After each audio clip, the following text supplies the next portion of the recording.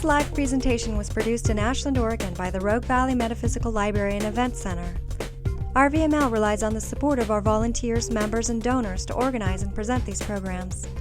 For more information about this presentation, or to borrow, download, or purchase other recordings from our catalog, please visit our website at rvml.org.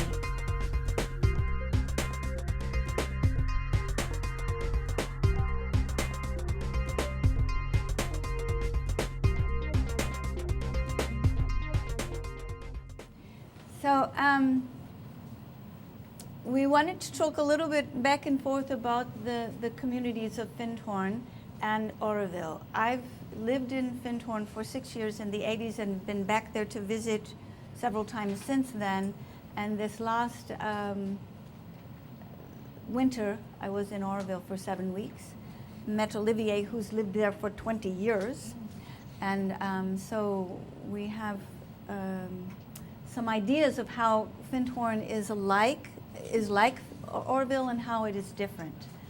So just before we start, because we were going to look at history, government, community. Is that Makana? Yeah. Hi, come and join us. And the youth, education. And is anybody particularly interested in an aspect of community that I didn't mention? Because we will try to cover that. You mentioned like healings. Oh, good. Okay, thanks, David. So we'll talk about healing work. So, and we'll try and be brief because I've got a series of photos that we're going to show, and then after the break, there's a video on Auroville that we want to show as well, so you get some visuals. Alas, my videos of Findhorn have gone walkabout. So the pictures of Findhorn you can get by looking at the brochures and leaflets on the table in the back. If there's a lot of the brochures, feel free to take one. If it's the last one, please leave it. And you can get an idea of what it looks like there. It's very beautiful. Both spots are very beautiful. So I'm going to start with a little synopsis of the history of Findhorn. It was started in 1962 by Peter and Eileen Caddy and Dorothy McLean, 3 people who had studied spiritual practice for many years and were guided in meditation to go to a caravan park in the windy peninsula of the Findhorn Bay and set up a home where also in meditation they were guided to start a garden, which had a remarkable unexpected growth in an area where the soil was very poor and the weather was very bad, and suddenly there was this amazing garden because they were working in direct communication with nature spirits. And so because of that, they began to get noticed and people started coming and writing about them. So through the late 60s, people were coming to visit them, and there was a turning point in 1970 when a man named David Spangler came, started their education program, and kind of opened the window of publicity so that many more people knew about Findhorn and started coming to visit. And since that time, they've had hundreds of visitors every year. The gardens, which were lush, have taken second place now to the educational programs, and they still continue to have hundreds of people coming for self-development, self-growth, and personal spiritual experiences. Hi, Howie. So, Auroville history. You hear me on this mic as well? Yes? Okay.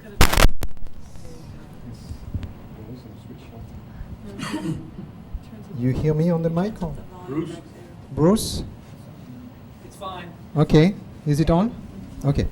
So Auroville started in 1968 on the 28th of February. And that was with bringing 129 soil samples from all different countries around the world and bring them into an urn onto a barren, desertic plateau in South India, about 5 miles in north of Pondicherry, which is 100 miles south of Chennai, lately Madras, was called Madras. And that was a bit of a crazy act because there was not a single tree. If you see photos of that time, it's really a barren plateau. And that was coming out of the dream, maybe I should call it more than a dream, of the mother, which was the spiritual partner of Sri Aurobindo.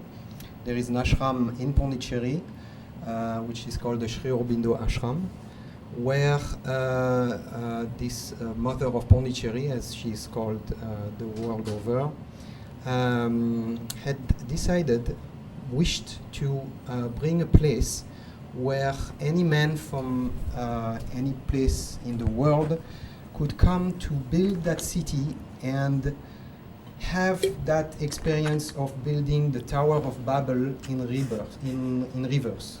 Meaning that when the Tower of Babel was built, men came together and their communication language broke down and they started to become many nations.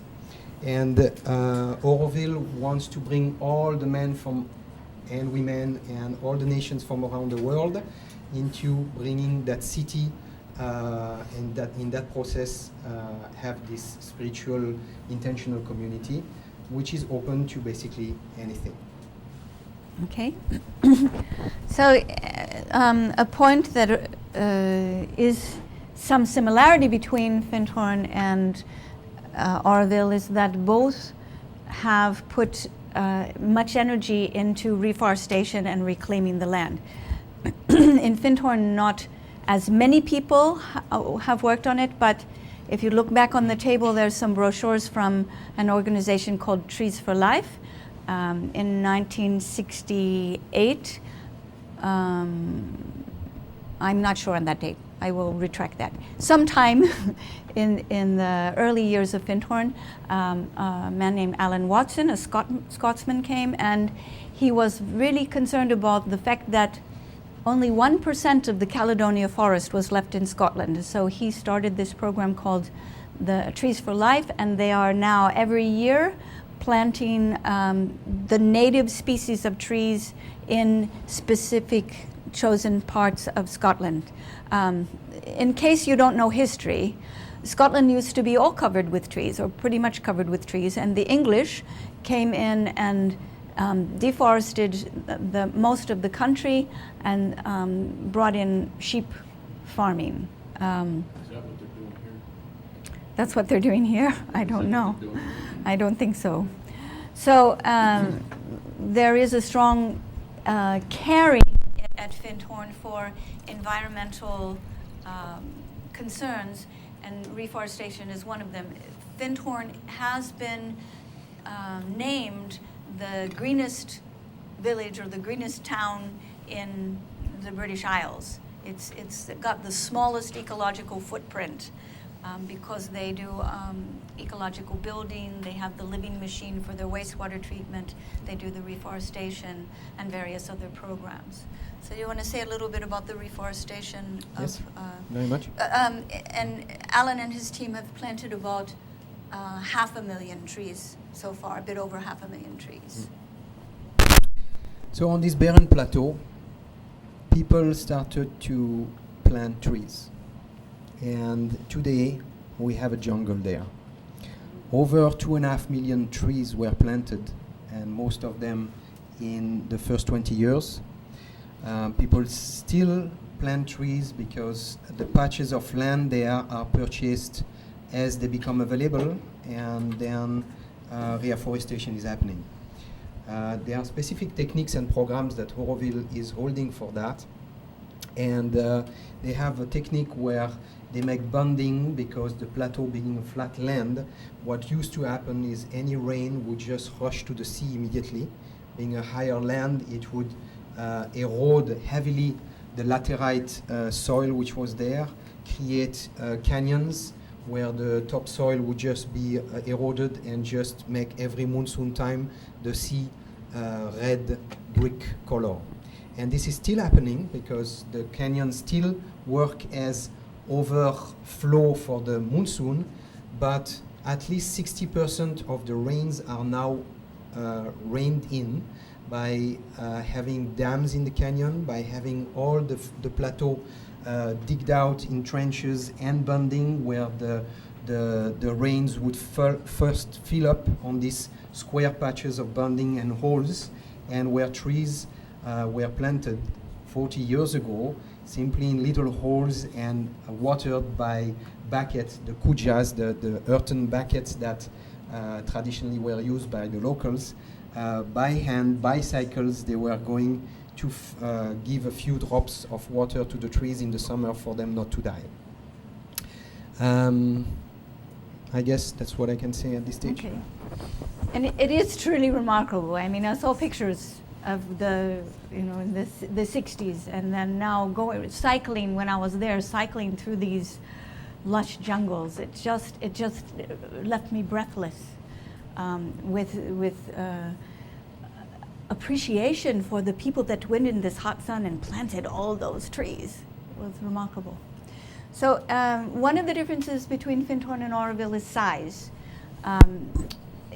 Findhorn has, at the moment, about probably 150 members.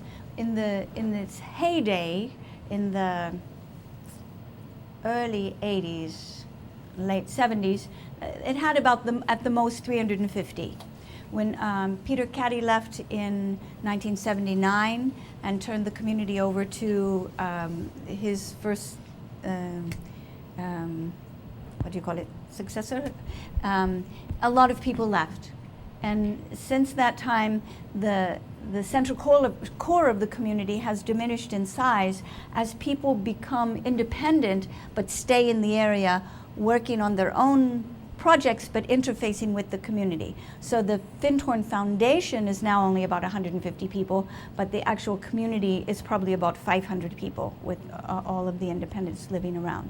Whereas Auroville is spread over an area of about 20 square kilometers, so that would be about the double miles. No, half. So 10 square miles. The reason for that is that the Auroville land was purchased through the years as the locals or the government were willing to sell patches of this land. So when you look at a map of Auroville, and we'll probably see one later, you have this patchwork of land which are belonging to Auroville and land which are still belonging to villagers or to government or public land. And the size of Auroville then is widespread, with even sometimes communities which are a few miles away from the main area of the community. And the difficulty at this time is to consolidate this land so that these little communities we have started and sometimes are just fenced in so that goats and cows don't come to eat up the flowers and the vegetables that are grown in these communities, open up to one another, but it's little communities linking up to a larger community. So you can have a small patch of land with 2 or 3 people living together, or 40 or 60 people living together, and one community kitchen here, or a large piece of afforestation land that has only one steward caretaker for this patch of forest, because this has been it has been decided that this area would be for afforestation and not residence. Now, overall, the population today is just a little bit under 2,000 people, coming from 45 something or 50 different nations. We have a lot of Indian people who are coming from the local region, but also from all over India. And there is a strong presence of French nationals, Germans, Europeans in general, Americans, Australian, and then so many other little countries which have sometimes of just 1 or 2 representatives. And I guess that gives you an idea of the size. I don't know the land size of Findhorn. It's smaller than Auroville. So the government of Findhorn is by consensus. There's a core group of about 12 people, and they meet as a community. All the members are welcome to meet and decide. Consensus is very slow. There are a lot of meetings, so it takes a long time to make major decisions. Like when they bought the caravan park that Findhorn was established on, it took 6 months of meetings to make the decision. And the structures of Findhorn, for many years, people were living in caravans, or what we call here mobile homes. So this is the north of Scotland we're talking about, in the latitude that's the same as Juneau, Alaska. And living in a caravan in the winter in Scotland, I can tell you, was not cozy. So that's another difference between Auroville and Findhorn, because we got a lot of cold weather there, which you never get in Auroville. But hi, Hannah. So over years, the caravans have been replaced with built homes, and there's a lot of newly built wooden homes. I didn't say very much more about the government, but I don't know what to say at this point. I'm going to turn it back over to you. Well, I guess I'll be a little longer than that about the Auroville government. And speaking, it was going to climate, so I'll say a few words about the climate in South India, which has basically 5 seasons. And the best one is in the winter, which is ideal. It's the Indian summer. You have what's this called here, 70 degrees all day through. You never have less than 40, 45 in the night. The nights don't get really cold. You have a heavy monsoon in the month of November, where you get most of the rains of the year, sometimes really heavy rains that damages things, sometimes never stopping for a few days, where it pours down, where you don't see the house next to it from a veil of water that's pouring down. And then you have the summer, which starts around April, goes to July, where you have temperature of over 100 and relative humidity of 95 above. So you do nothing and you just drip. And then you have a smaller monsoon over July, the month of July, which is still humid but less hot, usually overcast. And that's what I can say about the weather. Now, governance is a big subject. If you've heard what Pamela was saying for the size of Findhorn, when you have 2,000 people, it just becomes that much more headache. We've not solved the problem. It's meetings after meetings. Things are discussed over and over again. We seem to be coming to a decision. What happens then is that not usually, but the process is to announce a possible decision and wait for 2 weeks for a non-objection or feedback process. That is usually depressing. It never goes anywhere. When we make little steps, there is always somebody that comes up and say, no, we don't want that. And when finally the community seems to be able to make a decision, there is the government of India, which has a presence in Auroville, because Auroville is a foundation. So we have a secretary of the Indian government which is there, and over the years the presence of this government has been more and more imposing and more ruling. This is an issue that Auroville faces now, as to how to safeguard their auto-determination, which is part of the Auroville Foundation Act, the act that the Parliament of India has ratified, that protects Auroville and its aims. But on the ground, the government, because they feel that the community is not able to take its own decisions and manage its own affair, tends to want to step in and take those decisions for the community. So the community consensus decision-making process is still very much up there in the air. We still have something to found about that. And lately, what seems to be happening is that from a lot of development in the world, on the internet, with communication tools like Wikipedia, like community voting rather than on a yes or no, a grade of possibilities from the best one to the less possible one, from various other tools. There is a research that tends to bring communication and awareness on the internet for a grassroots decision making in the communities. This is a subject that I hold at heart and that interests me, because decision making for communities, for local communities, and it could be a town like Ashland or any intentional community, is holding the key to our future as a humanity. Because we are going to replace governments. That's now an extended statement, and I'm willing to discuss that later. But this is really a subject that will draw a lot of energy and attention into communities, because together with the shift towards an alternative economy, a local economy, decision making goes both in hand with that, and these are all the keys for our future societies. So I don't know if we should answer question right away. How does that work? I don't mind. No, Go. we wait till after the break and you guys continue. Okay, so Okay. can you hold on your questions? Thank you.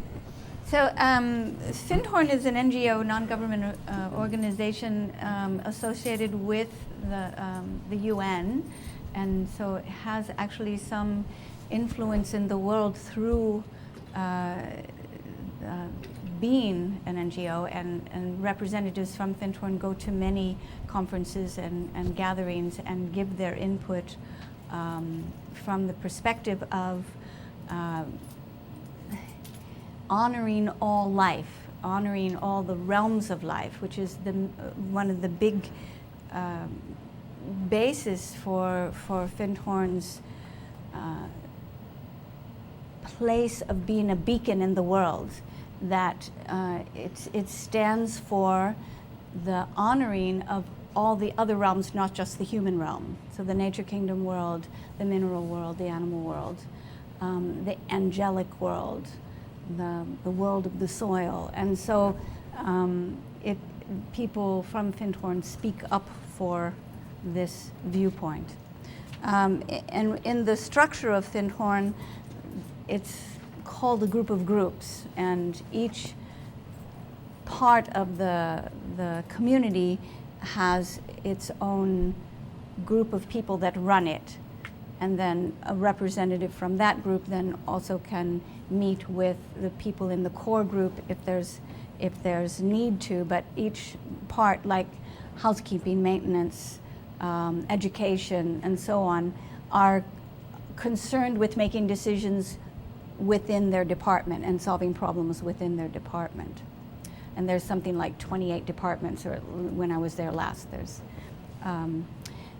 it's a place where in the beginning it was difficult for families to go, but now it's more and more support for families and for children, and it has a really strong youth program where the youth there are really empowered to create their own projects that can be internationally effective. One of the projects of the youth was a 3-year tree planting project where young people from Africa, Europe, and the Americas got together 3 years in a row, and they first planted trees in Scotland, and then they planted trees in Africa, and then they planted trees in I think Canada.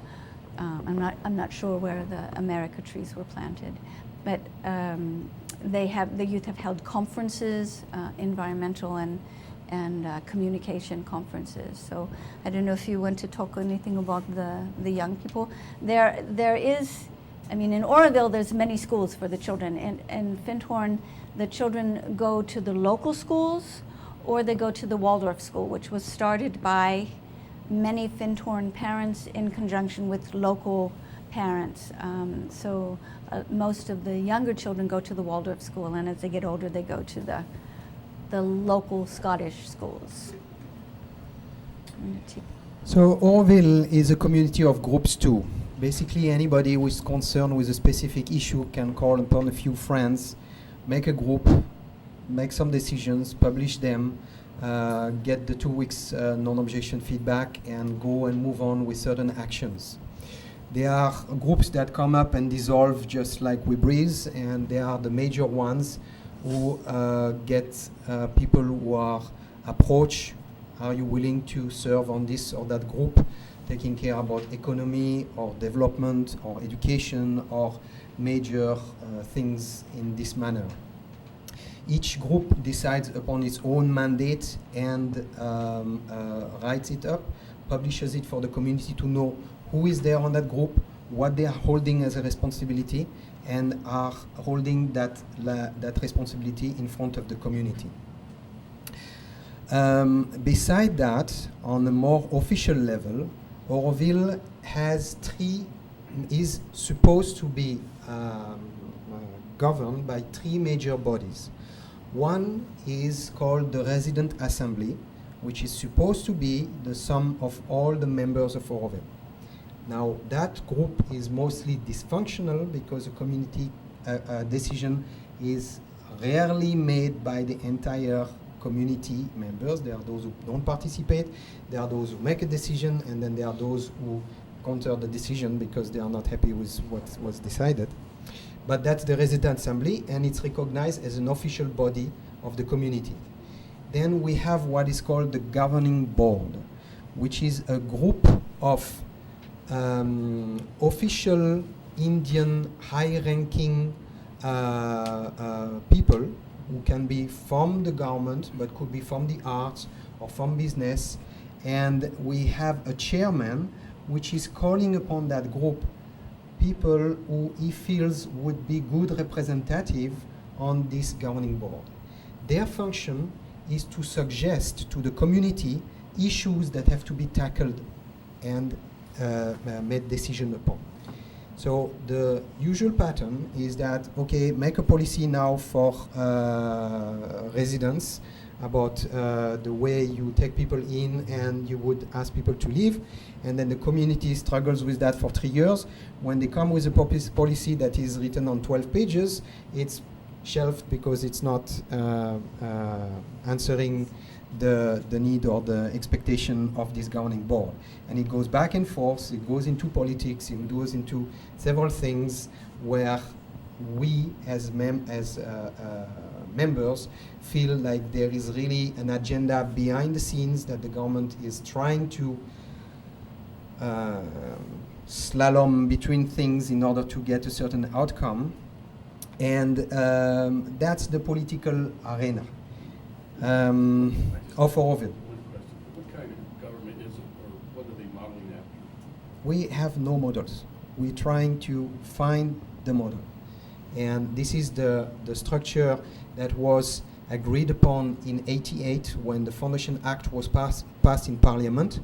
It was written that this was the structure that the government of India could refer to, and that is why we have these 3 official bodies to play with. And after that, we have auto-determination within the community to play with that.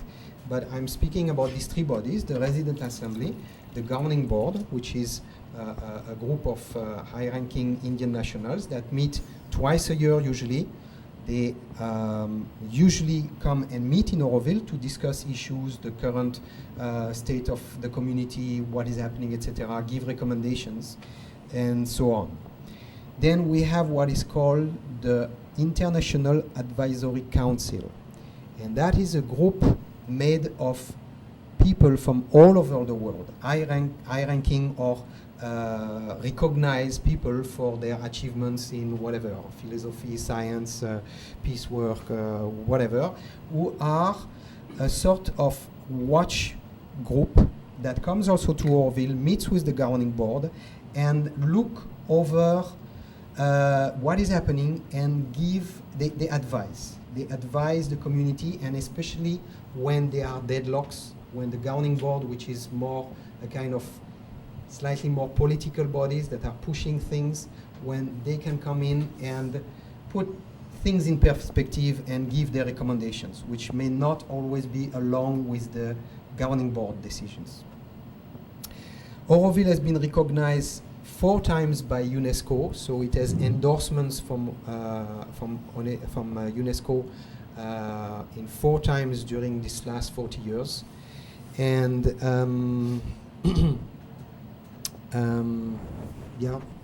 I guess that's it. Huh? Okay. We have what is called the Foundation Act, which is close to a constitution, which has been recognized and voted upon and accepted in Parliament, in the Parliament of India. Yes. So I would speak briefly in answer to David's request about healing, and also combine that with spirituality. Findhorn is a place of, it's very individualistic. I mean, people are encouraged to be individuals. And it's the place where I've lived which was most egalitarian. I really felt like it wiped out classes and education. I mean, not wiped out education, but it didn't matter if you had a PhD or didn't graduate elementary school. Sometimes people came there with high degrees and they ended up in the housekeeping department, cleaning toilets, you know, because that was what they needed to do for their next steps. Healing, so in those terms, healing is done on an individual basis. There are people there who are healers, who work as healers. Mostly it's outside of their other work of Findhorn. There are healing centers in the communities around Findhorn, but Findhorn itself, it's always said it's not a community about healing. It is about personal growth. But they very strongly say to people, don't come here to heal. It's a very harsh climate, and the energies, if you can imagine this column of energy coming down at Findhorn from cosmic energies and spreading out from there, that's how I would see it. And it's intense. It's like living in a kidney and having that energy come through.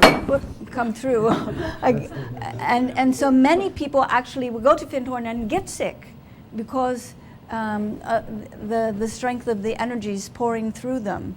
Like the people were the cells of the kidney. So healing was going on all the time, but it was very much people had to find it themselves. Can I explain what I mean by healing? What I mean by healing is like spiritual clearings and cleansings. A lot of healings were done just by clearings. And again, it's the same answer, David. People sometimes would do that and sometimes wouldn't do that, but it's a very individual basis. Some of us talk about communities all the time for many years. We have a philosophy. Can I go on with my, can we have the discussion part in the second half? Yeah. It's just that if we don't have spiritual clearings in a community, then you're going to pretty soon have to have jails or something. No sense living in the city. It wasn't a part of Findhorn. There was an official part of Findhorn doing spiritual clearings. What was a very strong part of Findhorn was connecting in with the nature and the nature spirits, because they were the foundation for the beginning of Findhorn. So one of the things that when I was last there that I was privileged to be part of was the spiritual clearing, as it were, of the love wells. Now, how many in the room know what a love well is? Because I didn't before that last visit. But it's a symbolic structure. We used white stones on top of the earth that symbolized a well that went down into the earth that honored the nature beings. And so the stones were, in each love well were in different shapes. One was in concentric circles, one was in a star shape, one was in radiating lines. There were 5 of them. And we went and we cleansed them with music and with energy and with giving our love to them in honoring the nature spirit. So that's the closest I came to a spiritual cleansing. The spiritual life at Findhorn again was a very individualistic choice. There were various sanctuaries around the community, and there were various times when there were group meditations that everyone was invited to, morning, noon, evening, and then special times for the equinoxes, solstices, special times of the year. But one was never required to go. It was always if you want to. So some people spent a lot of time in sanctuary, and some people spent very little time in sanctuary. Some people found their spiritual attunement through working in the garden, being in nature, some through singing. So it's definitely a community that is based on spirituality, although in Findhorn we always spoke of Auroville as being more spiritual than Findhorn. But it's also a community that's called a working community. So work, as Peter Caddy said, is love in action. And so people there are meant to work. You can get out of sanctuary, but you can't get out of your work department. So a lot of the practical aspects of being in Findhorn were, to me, part of the spirituality of it. Back to Olivier. So Auroville is a spiritual intentional community based on the teachings of Mother and Sri Aurobindo. Now, Sri Aurobindo is one of the writers that put out several spiritual concepts at the beginning of last century, and his life work was around integral yoga. Integral yoga is what Sri Aurobindo called about taking in consideration all the different paths of traditional yoga and weave them into one integrated practice.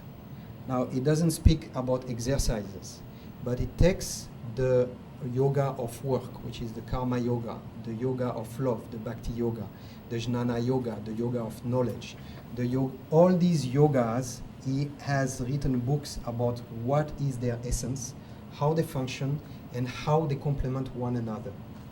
So when people come to Auroville or to the ashram in Pondicherry, they are often, though not always, drawn to this philosophy, to these teachings, and when they come to Auroville, they tend to practice these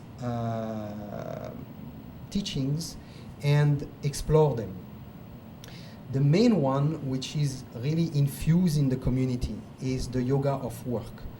The principle that the work, the reason, our purpose in life and on earth is to offer our work and not be concerned with the result of that work. It's an offering to the divine, and the results are not our concern. But it's a way to learn to perfect our work and what we put out, and how this practice elevates one's consciousness and diffuses whatever healing you want to bring in.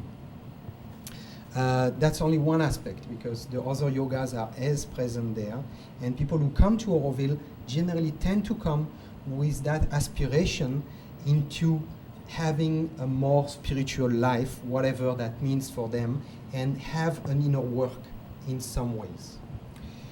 Auroville is famous for its Matrimandir. The Matrimandir is the translation of Matrimandir is the shrine of the Divine Mother. It's basically a temple which has been built upon the indication of the Mother, which is a huge globe of how many feet or yards across, Pamala? I don't know. Well, several dozen yards. And there is a chamber in there where one accesses with an inner staircase, where people go for concentration. There is in the middle of the chamber a big crystal of about a good yard diameter, and there is an heliostat that captures the sun rays and beams them on that crystal, that reflects it in that big round room, completely white, and that beam of sunlight goes through the building and hits a pond of water under the structure. Now people come here for learning concentration. The mother gave the indication that this was not a place to make collective meditation or even meditation or having, it's for people to learn to concentrate, whatever that means. So people come here and generally tend to experience a healing effect or a concentrating effect on some inner something that they have to touch at that particular time. Now, Auroville, in the words of the mother, is the town where one heals. And that is reflected in, and that's my personal observation, in the atmosphere that we find there in Auroville. Pamela spoke about this energy that's coming down. For me, every time I return to Auroville, when the taxi approaches the energy field of Auroville, I feel it. It's like something that's, oops, I don't know if it's because I live there or if other people sense it also, but they tend to be, in my understanding and also from talking with other people, they tend to be this sort of energy field, which will bring anyone to the thing they have to meet. And that's reflected in experiences that people have when they want to come and live in Auroville. Some people will find difficulties on an economic level, some others with their health, some others with going into stories that will bring out what is it that they have to face for their healing, growth, evolution, whatever it's you want to call it. Now, there are also many healers in Auroville. It's a town where a good half of the community, and I could compare it to Ashland for that matter, is doing some kind of healing or is offering some kind of healing and is at least busy with some sort of development, inner development of some sort. Even if they plant spinach in a garden, they will do it with a back agenda, or how to call that, of doing it with a sense of inner development or growth. I didn't touch education here, but... Well, I wanted to speak lastly about finances and membership, because we have a slideshow to show pictures of Auroville. Findhorn is always a little bit financially on the edge, but it gathers its money through the guests programs, through donations, and through the small businesses that are run in the community. They have a solar business, solar panel business, and farms, and I'm not aware at the moment of what the businesses were because it wasn't my interest when I was there, but they have several businesses where some of the money comes back to the community, but the main money comes through the guest programs, and they have programs 50 weeks out of the year. It is rather expensive for an American to go there. It's because the pound is about twice, you need $2 for a pound, and it's the initial program, the initial week is something like 350 to 450 pounds for that week. So it's a little daunting. There are special programs where you can go and you can be part of the cleaning department or part of the maintenance department that makes it it makes it easier to go there. In terms of membership, it's a procedure over time and a commitment of money as well. Every year it seems like they change how membership happens, so I'm not sure exactly what the orientation is. It used to be 6 months. I think now that it's a year, and you are part of an orientation group. You pay for your first 2 years. You have meetings with your group and a kind of advisor. They call the leaders there focalizers, as in one who is holding the focus for. So it's accommodation is a problem. That they don't have enough accommodation. This is also true in Auroville, and it's difficult for Americans to become part of the community. It's a lot easier for Europeans, but because of the home office the government intervention, they make it really hard for people outside of Europe to become living members of the community. You can go and be a guest there for 6 months without a problem, but to actually become a member, it's challenging. So in comparison, it's relatively cheap for an American or a Westerner to go to Auroville. India is still, and maybe not that much longer, a cheap country. The food is cheap, accommodation is cheaper, everything is much cheaper. If you live on a basic lifestyle, you could be spending $1,000 a month and you would be covered for not even that much, $500 a month to cover for your lodging and basic food and transportation. I was paying $7.50 a night for a very nice little cabin with a private bathroom. It is more difficult to become a member in the sense that you have to come first as a guest, go back to your home country, request a visa, an entry visa, not a tourist visa, which is the type of visa that can be transformed into a residential permit. So this process takes a bit of time. You have to have the connection with Auroville. You cannot just call over there. They request that a person comes for a minimum of one visit of 2 or 3 weeks, then comes back with this entry visa. And then what is requested is that a new applicant meets a group that is busy with people, which is called the entry group, which is busy with people who wish to become newcomers. Then you have a 1-year probationary period, you say? Where you're basically requested to find a place to live and a work useful for the collective. It is requested to have to work at least 6 hours a day for the collective, and finding a place to live is a difficulty. There is not enough accommodation for the number of people who want to join. There are difficulties to build new accommodation. It's a process which is just now starting to unlock. The community was really in a deadlock about building new residence for the people who are there and for new people who wish to come.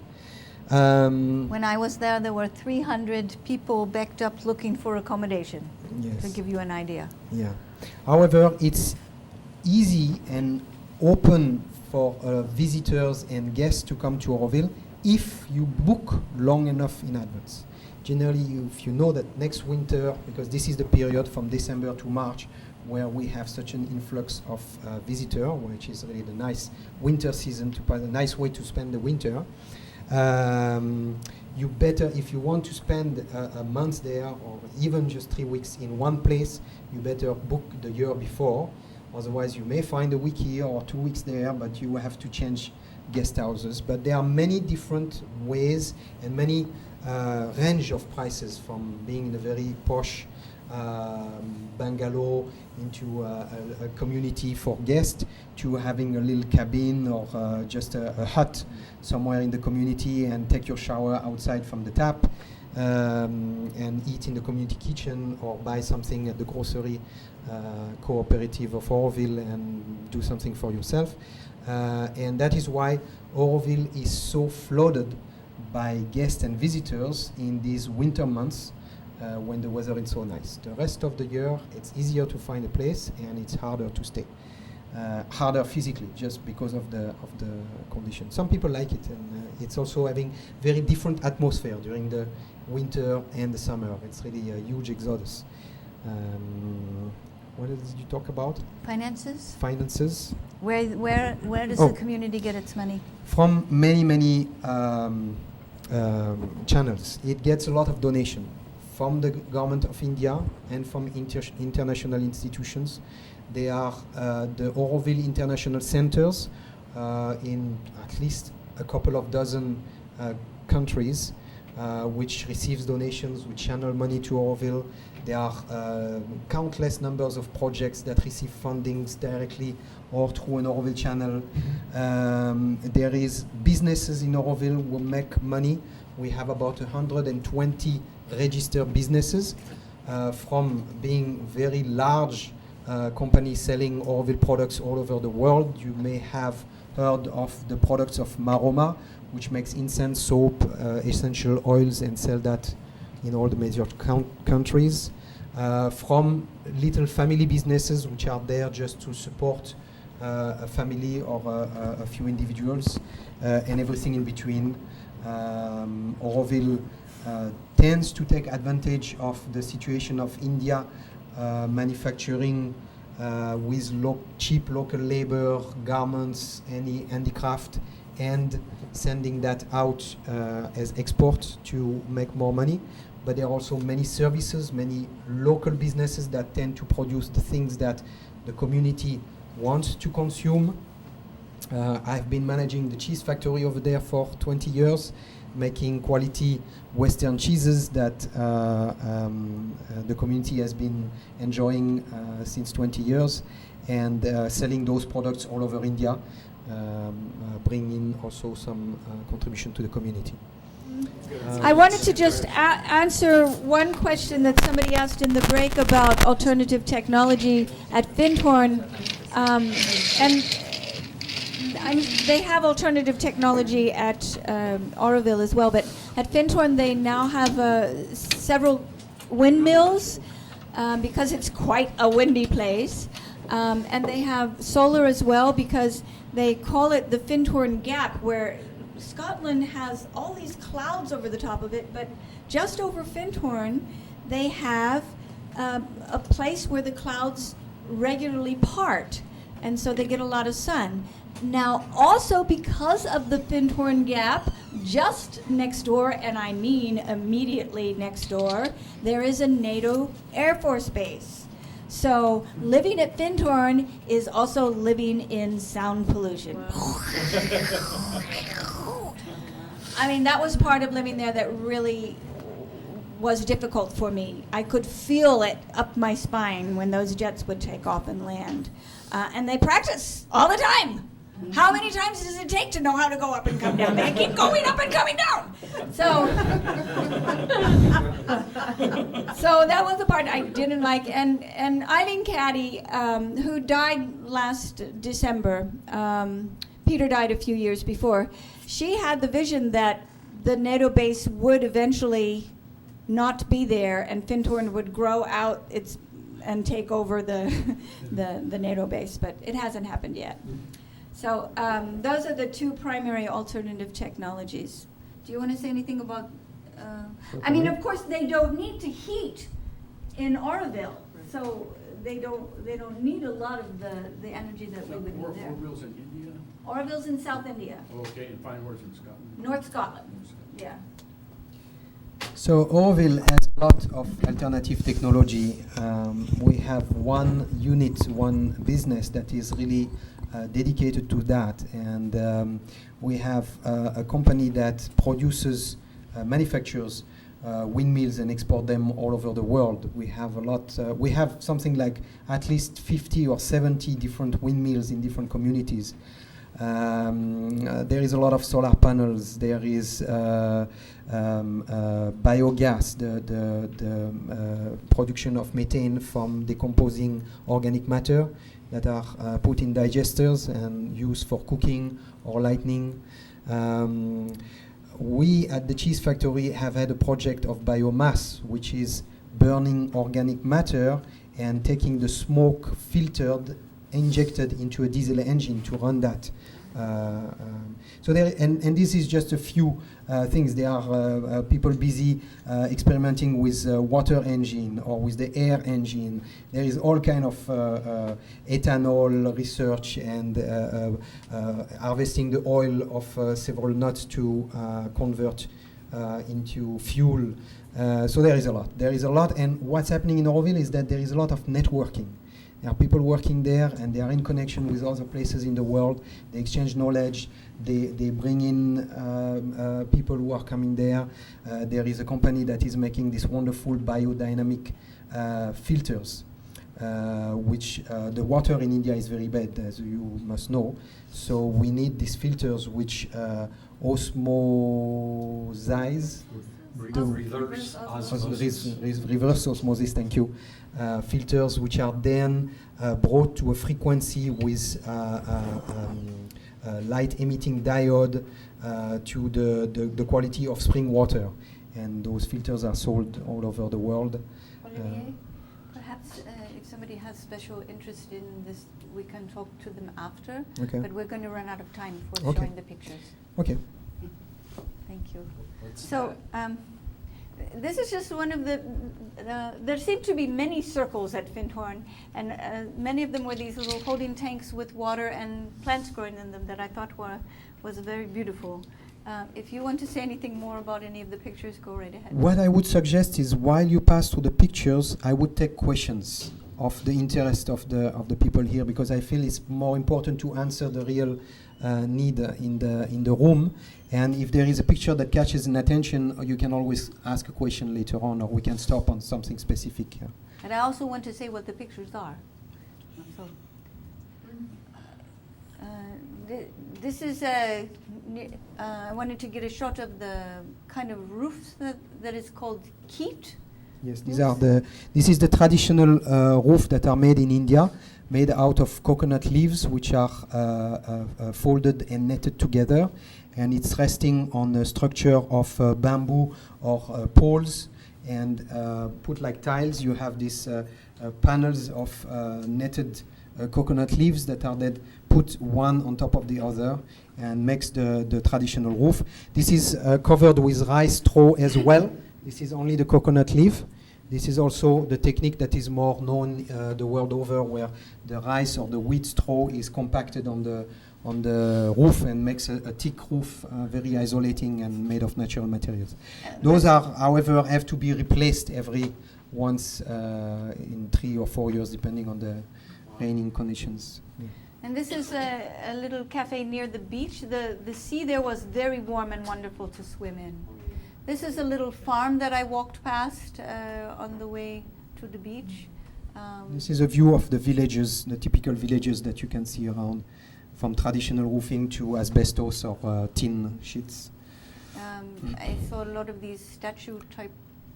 This is another one, a little temple. There are temples everywhere in India. Every corner of a street there is a god, a temple, or something that has been built by somebody for dedication to this or that. I took these. So this is the tree in the center of Auroville. It's a Banyan tree. banyan tree. It's that particular tree that extends branches and then sends roots that, when they hit the ground, a root again and form another trunk.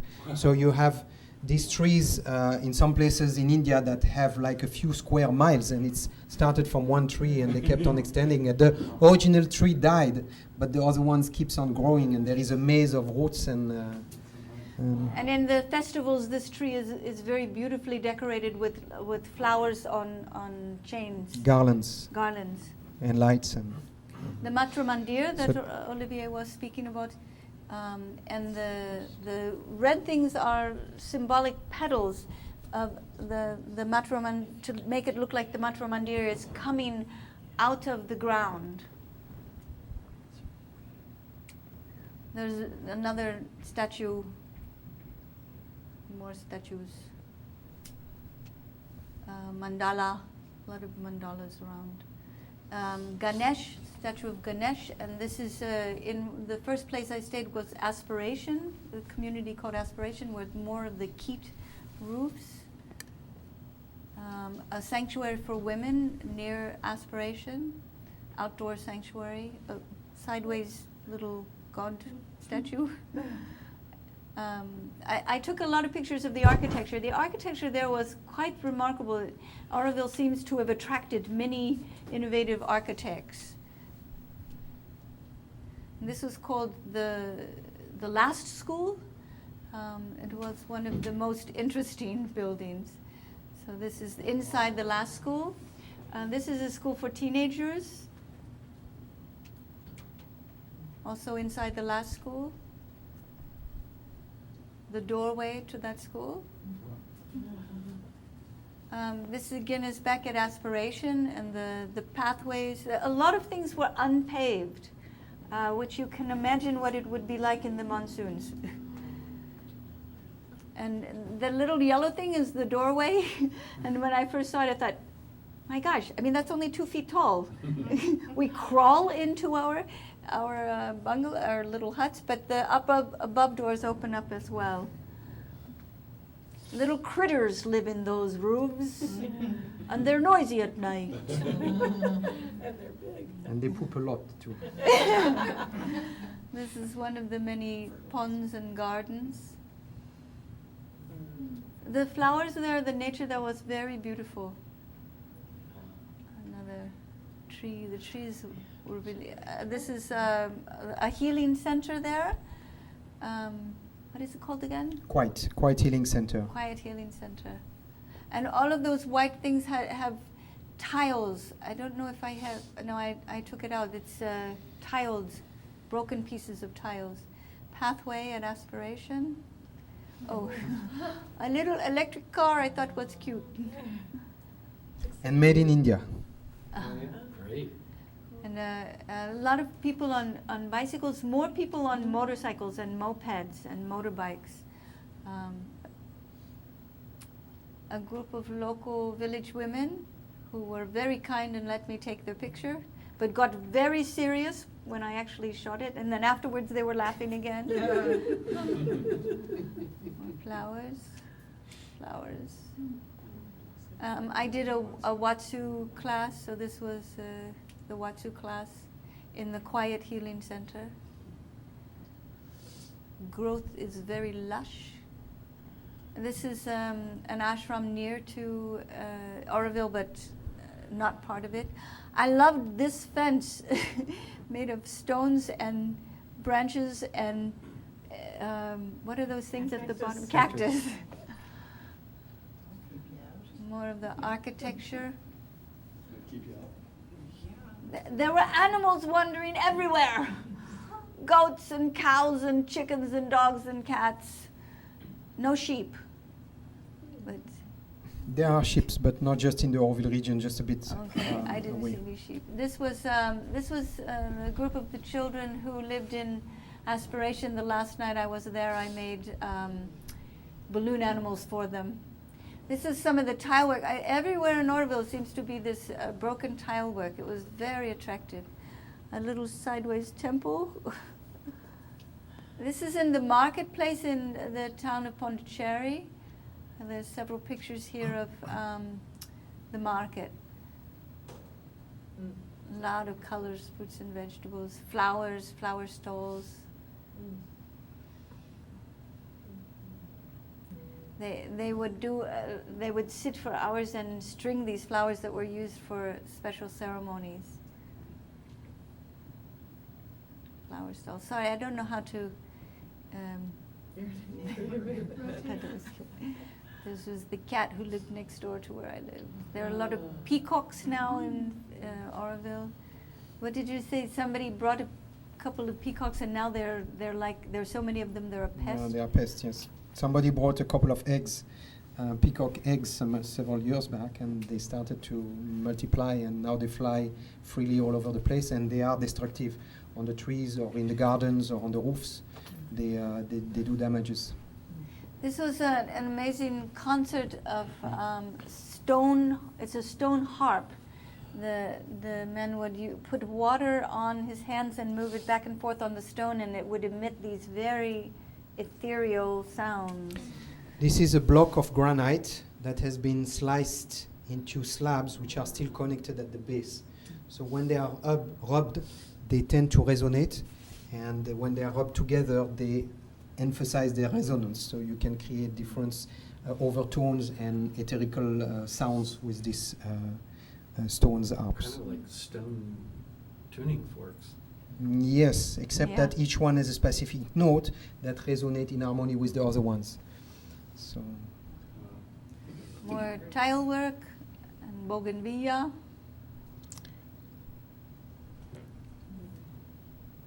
This was a funeral where they were throwing the flowers out from the, you can see the funeral cart in the distance. This was the chicken that woke me up every day, and the rooster at 4 in the morning and 2 in the morning. He obviously didn't know when morning was. This was a little house that was built by the kindergarten children in the school. A lot of the schools, I think, were started by Auroville. The schools in the villages were started by Auroville. And this particular school was for the poor families. And it was a lovely place. And this was, can we just go back one Yeah. minute, because this is an interesting, this is, you can see a lot of the traditional construction here, which is made with ram earth, which is just compacted red laterite soil and water, and the coconut panels, woven panels that I was speaking about, on the structure of poles underneath. So this is a small replica of what the villagers traditionally build their houses like. And they had 5-year-olds building this one. And these are the houses that have been built after the tsunami of 2006, 2005 or 2006? I don't know which year. Yeah. So these were fisher villages that were built in the traditional techniques that just been washed out with the waves that came in. And with the funds that India received and the government schemes, they have built these blocks of concrete ceilings, brick blocks that are there, which are almost unlivable. But it works for Indian families because they don't use the house to live in. The Indian traditionally, at least the villager, lives out of the house. They sleep out of the house. They go working the field or fishing out of the house. And the house is kept to secure their few belongings, like the clothes, the good saris for the functions of the marriages, the cooking pots, and the few things they have. So these are more like safes that lock well, that nobody can break into, and they live around it, and they still manage with the heat and do And there's whatever. something like, I think, 325 square feet, the houses. So And it's fairly- especially to fairly lock up the TV so that they can watch that in the evening. And this was where the houses were before the tsunami came. So they were totally washed away. The trees stayed, but and you see all the boats. Apparently, after the tsunami, the fishermen were offered. Each fisherman was offered a free boat to replace his boat that was destroyed in the tsunami. Well, suddenly there were many, many more fishermen than before the tsunami. So now what they say is that there's not enough crew because suddenly there's boat owners and not enough crew members. Are you saying that Auroville is close enough to the Indian Ocean that the tsunami reached it? It's on the border of the Indian Ocean, except that there is only a few Auroville communities on the beach. And the rest is fisher villages, and the wave didn't come many kilometers inside the land, but the communities and the inhabitants that were on the beach and just right next to it got very, there was many thousand lives lost and a lot of damages there, yes. And now is Auroville on the east-facing side of India or the Yes. west-facing? East facing side. So it was facing the direction of Yeah. where the tsunami Hit. was coming from. Yeah. So this is another banyan tree. This is at Center Guest House. It's one of the more upscale guest houses where you can stay if you go there, but you have to book, I think, a year in advance. Anyway, months in advance to get into here because it's pretty full up. It was a tour that I was on. This was an interesting project that was, they grow cashew trees inside Auroville and also outside Auroville. Inside Auroville, they grow them organically, and outside the farmers are spraying them. And so the very passionate German man that was running this project was trying to teach the Indian farmers that you can have better profits by growing your trees organically. And so he was showing how year by year they were increasing their growth by not spraying with the DDT is what they're using there, and other chemicals. And because of the structure of patchwork land that I spoke of before, the outside farmers live inside Auroville. So you have this chemical spraying that happen in between other lands, and so it's really at heart of many people to get those lands owned by villager not leased out and managed organically, and it's a long, many years scheme to transform the traditional spraying of a lot of chemicals to organic farming. No, and February is about the time when they spray, and so I was there in February, and some people were affected by the spray, and many people would ride around with scarves over their faces so they weren't affected by it. So organic farming with integrated pest management. And this was a little, he used sticks, he was creating a little structure next to his signage. This is wastewater treatment. Do you want to speak to that?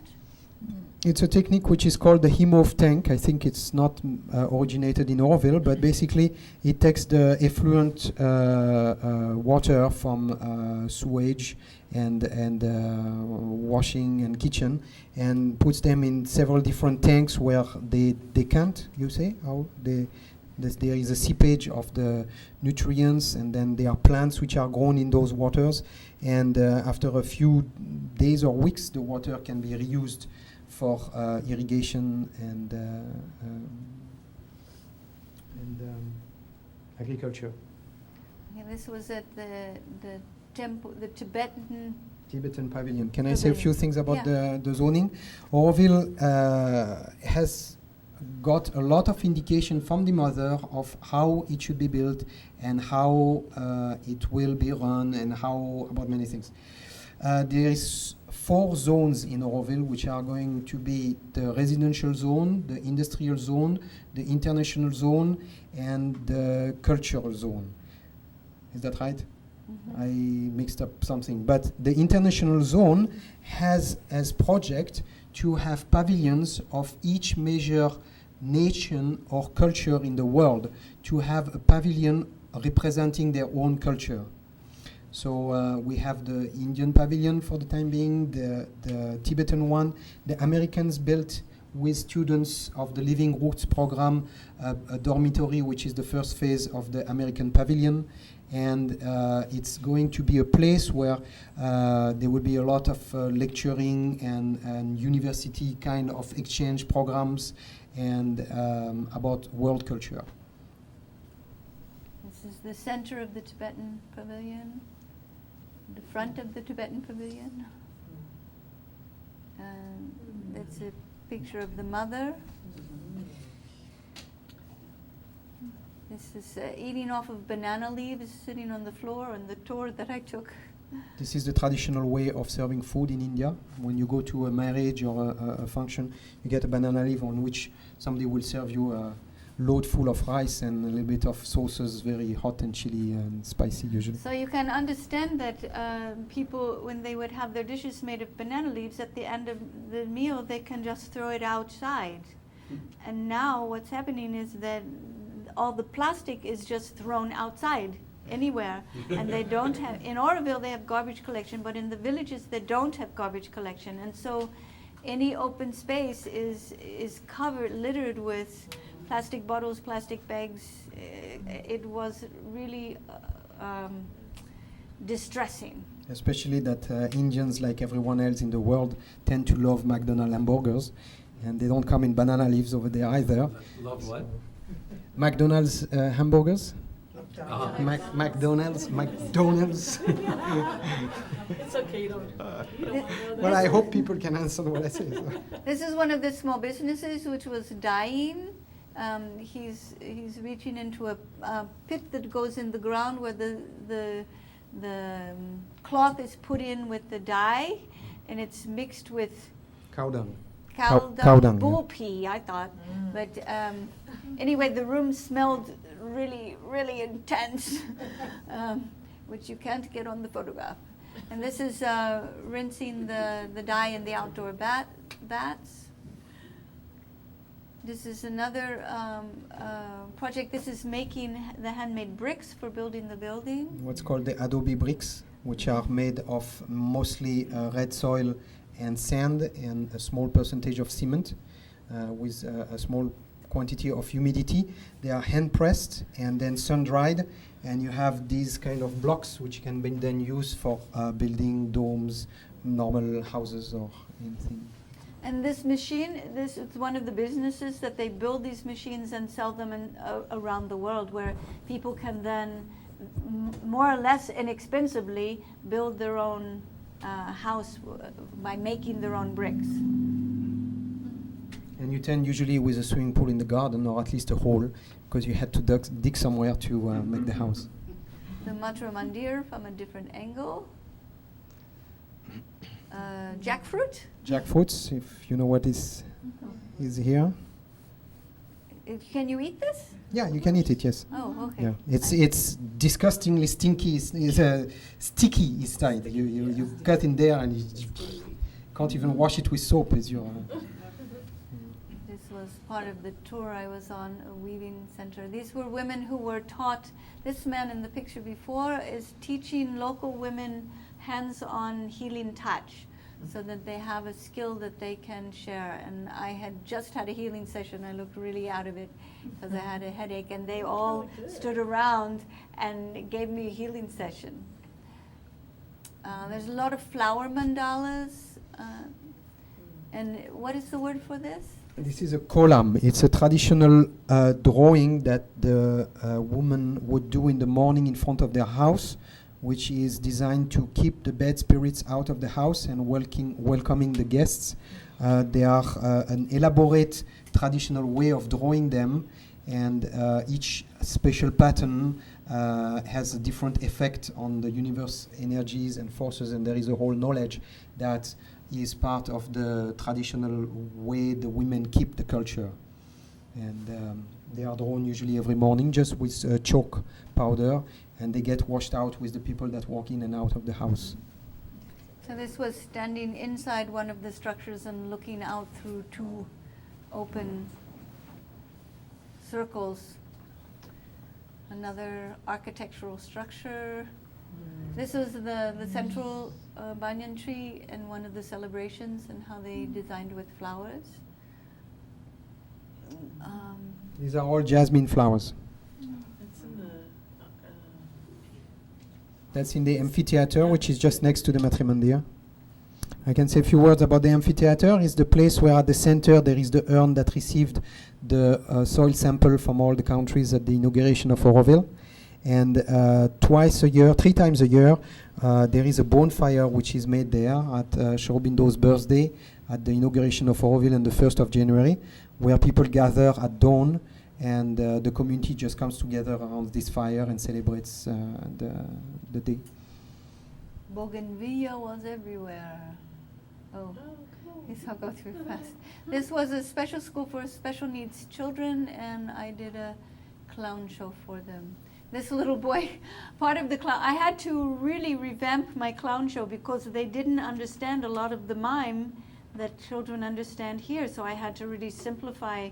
And one of the things I did was I got confused about how to put my clothes on, and they loved that. But this little boy kept coming up and helping me.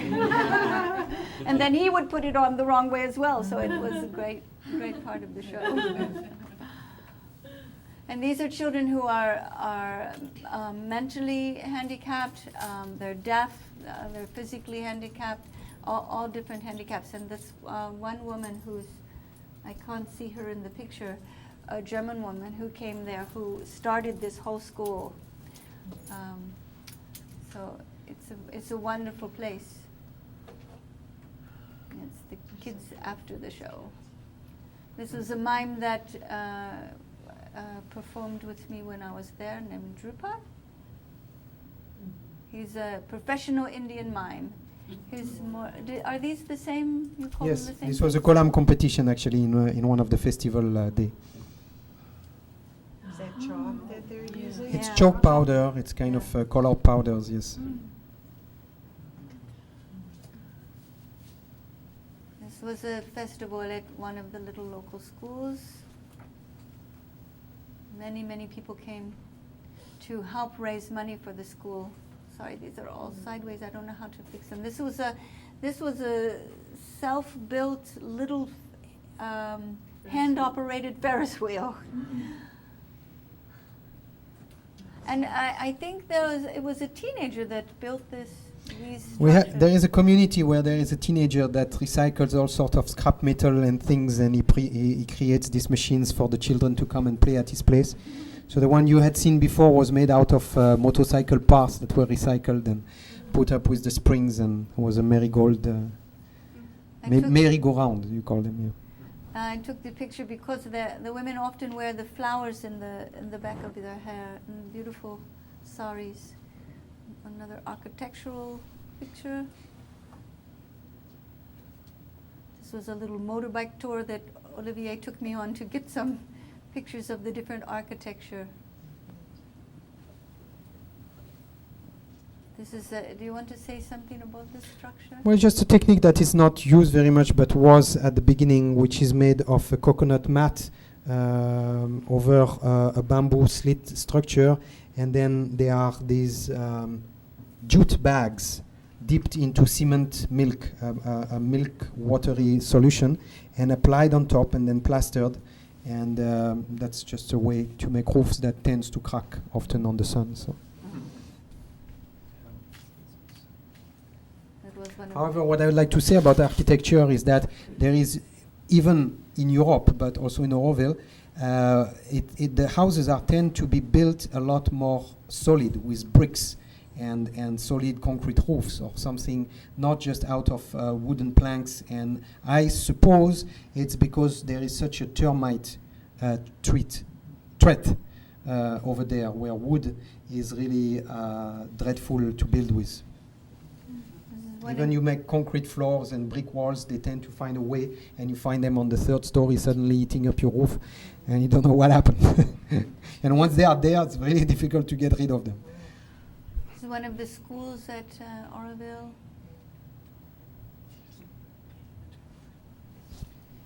This is a pottery, or several potteries, a farm. This was the Olivier's place, the cheese farm. He designed this structure. These are the biogases that I was mentioning, the place where cow dung or organic matter is put, and the methane is collected to burn. And we make the cheese, part of the cheese, using this gas. Oh, I liked the wooden scaffolding, which I don't see in this country. These are the biogases. Yes. That's part of the farm. This was the windmill. I'm going to quickly through these. I climbed up a 70-foot windmill. So all those trees and all that greenery was not there? No. No. If you see, I don't know if we can go on the internet, but all this landscape was just a barren laterite plateau. There is a photo at the beginning of Auroville where a bus is crossing through, and there is one tree in the middle of the really baked surface. Ganesh again, more architecture. This is all, I mean, the previous one was mud architecture, adobe blocks. Yeah. One that needs a little help.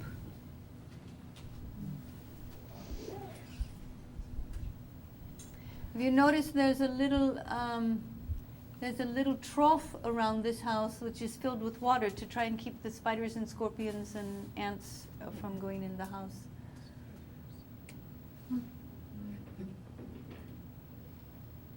And a peacock. There's the bonfire that Olivier was. So this is the urn. This is the first time we see the urn where the earth from all the nations are. And this is where the bonfire is lit and where people come around. And that was another day of festivities where now they festooned hanging garlands of very sweet-smelling flowers from the banyan tree.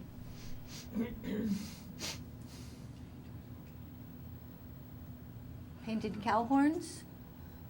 Villagers tend to paint the horns of the cows to the color of their political favorite party as a practice. This is the original capsule. Can you just come back? This is the original structures that the first newcomers, settlers in Auroville were building on pillars so that there is less creatures going into the structure. and made of a bamboo floor. And a structure like this is built in 3 days, 2-3 days traditionally, with a team of 10 people. And it tends to be very attractive when you come to Auroville to have a Robinson Crusoe lifestyle. And after a few months, you change your mind. This is one of the Auroville farms. Usually, there are still some people loving to have this lifestyle. That first structure was where the students who come and work on the farm lived. And banana trees. My tour guide who adopted me as his American mother. He's 15, he's very sweet. His own parents are dead, and so he emails me now. Dear Mom.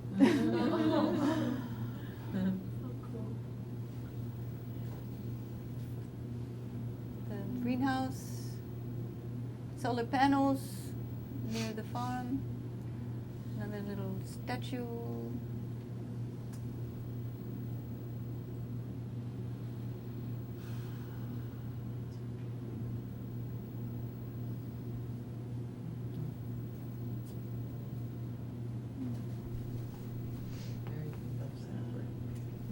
And this was an amazing forest of artwork.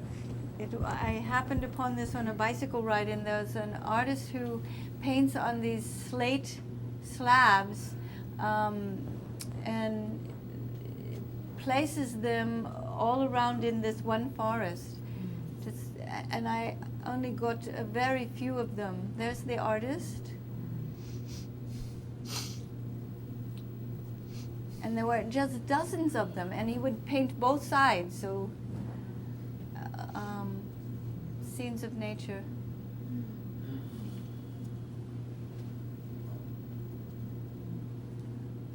Roundhouse. This was a pottery exhibit. This was, I'll go through these quickly. This was the mime show. I worked with 7 other people, and we created a mime show. None of these, there's Olivier. Oh, there's Olivier in the red. None of these people had done mime or clowning before, and I was a little bit nervous near the beginning of the show. Well, except for Drupad, who was a professional. He joined us at the very end. But the show turned out to be really quite fun and very well done, and well attended, well received.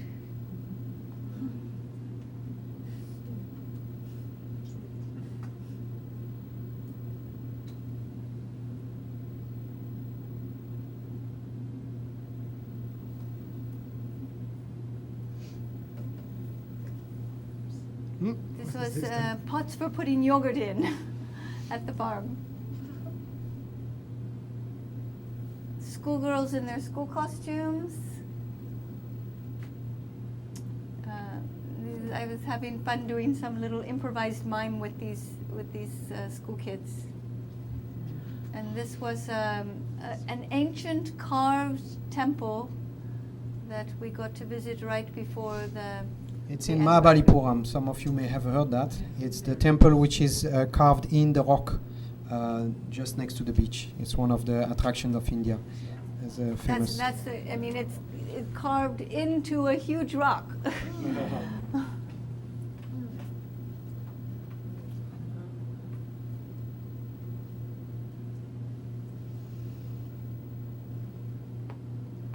That I took because that rock looked like it should be rolling down the hill, but it wasn't.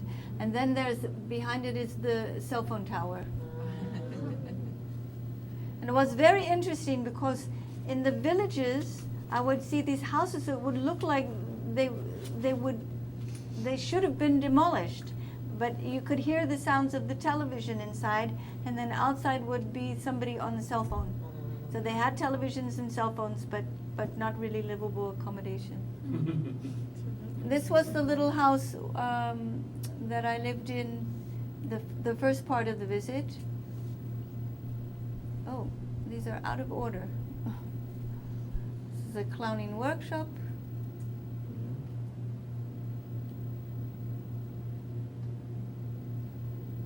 lot of Olivier mixture. dancing. I'm looking for the other little house. Matrimandir. That's the woman who cleaned the little houses. The Turkish family who lived next door to me. These are all out of order. This is the second little house I lived in with the separate toilet. So people would build these little, and this was the house next door to my little house. I found the architecture really quite Open like interesting. that without a door? There is a door there to There's go a door inside at the park. back. There's a door into the kitchen. The blue and white part is the kitchen. The yellow part goes into the bedroom area. But the living areas were open like that. Quite a few of the houses, the living structures were just open, no screens on. Oh, that's a view into my little room. That's my Italian family that I live next to.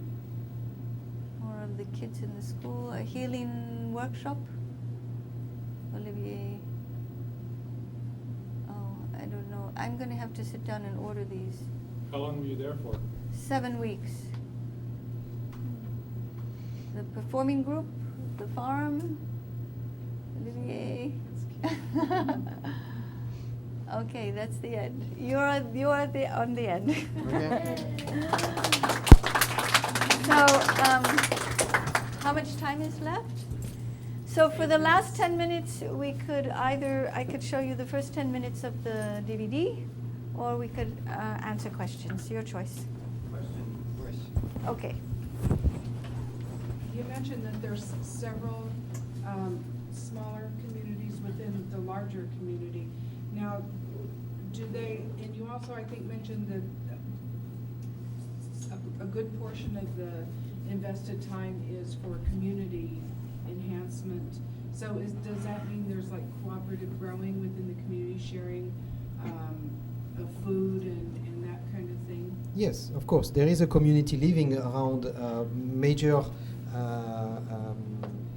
canteen, community restaurant where people pay a monthly something and they go every day, have 3 meals there. And there is a lot of meetings, there is a lot of events that people organize, and there is also a lot of individual living, people who tend to live in a house and go buy their groceries and watch TV at home in the evening, or a movie, or meet with friends, or do something, yoga or a class or something. It's a community that is basically open for any sort of lifestyle that you may wish to have. And what I was saying at the beginning is that when you come there with your background, lifestyle, culture, you meet what has to fall out of that, or what you meet into getting into an intentional community, and what you bring from the best of what you have and contribute in that community. And Findhorn is similar to that. They say in Findhorn, I mean, I believe all of us, we come to our lessons one after another, but at Findhorn there's the feeling that they come faster. It's like they're right in your face one after the other, and whatever needs to happen for your personal growth will come up in your life. But there are people who go and live in the community who are not so much involved in the community, which always confused me, because why go and live there if you don't want to be part of it? Exactly. Robert. Could you talk about the alternative economy? Well, I'm going to have a full 2 hours on that 2 weeks from now, so... That would be a good time to get us all excited about... Yes. Auroville is not especially forward-looking on the alternative economy. It struggles a lot with the same problems that any other community has, and it's very 2 feet into the normal economy. But there is a lot of experimentation on all levels, not only economy. Auroville is a community of experimentation. Anybody that has an idea, basically, if he has the will and the time to put it together, go ahead, show us what you can do. It's not, unless he's going to crash something or disturb a lot of people. That's why you have so much different architecture. Any architect comes there, shows a plan, wants to experiment with something, finds the funds to do it, the person who are interested, and tack, he puts it together, and you have like so many different style of houses. It's like mind-boggling. There is no Auroville style. The Auroville style is like a no open style to anything. So it tends to replicate for anything that wants to happen on that level, including economy. Somebody that wants to do something, calls a group, experiment with something, if he has the stamina, the time, the energy, the resources to put it together, there is a lot of freedom. That's what I want to say. There is a lot of freedom to experiment. And at the same time, there are some parameters that you have to explore that freedom into. But still, there is a lot of freedom to do what you want to do. Findhorn does have a complementary currency. In fact, they print their own money, which is very beautiful. And that it helps their economy by keeping the money within their community structure. Any other questions? Can you eat a raw vegan diet in Auroville? You can do what? Eat a raw vegan diet. At the beginning, I didn't do that because my Indian friends here in Ashland said, don't eat raw, you're going to get sick when you go to India. So I was very suspicious of eating anything except cooked food when I was first there, but over time I began to see that it was possible, so by the last few weeks I was eating raw vegan. It is very hard in Findhorn to do that because there are a lot of vegetables, but Findhorn actually, although what they grow is organic, they can't grow enough to feed all the members and the guests, and so they buy food, but because they don't have the finances, they don't buy organic. And so it was a little dismaying to me because I really like to eat organic. And it's so cold much of the year that it makes it daunting to eat raw there. But in Auroville, you can eat raw. That's not. Yeah, there's a lot of fruit. What there aren't a lot of is greens. You cannot do a green smoothie diet very easily there. It's really hard to find the greens. I found some arugula and I was ecstatic. No, well, they grow gardens there, right? They grow what? They have a garden? In Auroville? Yeah. There are many gardens. Yeah. Farms. Is there a reason why they don't grow anything green or much green? It's the weather that gets too hot. Yeah. Well, you have a lot of organic. Most of the farms, all the farms of Auroville are organic, and it's not like we have so many raw foodies there. So if you want to eat raw, yes, it's possible, because what is really easy is to have a community garden. You can grow bananas, lots of fruit, papayas, all sort of things that just like shoot up in several weeks, and you can have greens also if this is what you want. It's like Aurovillians are not so much into greens, and but it's really easy, and there is a lot of local greens that you can eat that people have forgotten that can be grown. So I would say it's not a problem to have a raw food diet. You may have to put a bit of energy there, and the community, as in Findhorn, is not able to grow all the food that's needed for the community. But then we have a heavy local and Indian population that wants their white rice and spicy sauces. So, yeah. There was one, you know, how Olivier was talking about its communities within the community, and I did meet one couple that lived on a farm community within the community, which I never got to go to, but apparently many of the people at that farm were raw foodists and grew a lot of their food, as well as cashew trees and fruit trees. There's a lot of wonderful fruit there. Yes. What kind of cheese do you make? All kinds. We have an international community of cheese lovers, and so as such, we're probably one of the rare cheese factory that makes over 15 or 20 different kind of cheeses in one factory, which is definitely a headache. And we make cheddars and mozzarella, feta, blue cheese, all kind of seasoned cheese, ricotta, ice cream, yogurt. Cow milk? Mostly cow milk, and about 3 years ago we started to a goat milk farm as well. What about buffalo? Water buffalo. We were making cheese from water buffalo 20 years ago, as it started as a mozzarella project, and traditionally the mozzarella is made from buffalo milk. But we found out that buffaloes are very difficult to rear in captivity. They need to wander freely, they need to everyday bathe in ponds, and it's very difficult to get this animal to reproduce in these conditions. So we nearly broke our teeth at the beginning by trying buffalo milk, and it tends to have a very strong animal flavor also as a milk, as a cheese. Very fat also, so that's not answering many people's needs for that. RVML Resource Center is a volunteer-operated federal 501c3 tax-exempt nonprofit organization. RVML is dedicated to providing easy access to a comprehensive collection of information on a variety of metaphysical, spiritual, and personal development subjects. RVML accepts and appreciates all donations. Material and monetary contributions are fully tax-deductible.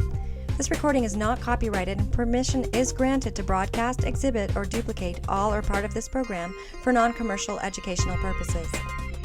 This live presentation was organized and presented by the Rogue Valley Metaphysical Library and Event Center. For more information, please visit rvml.org.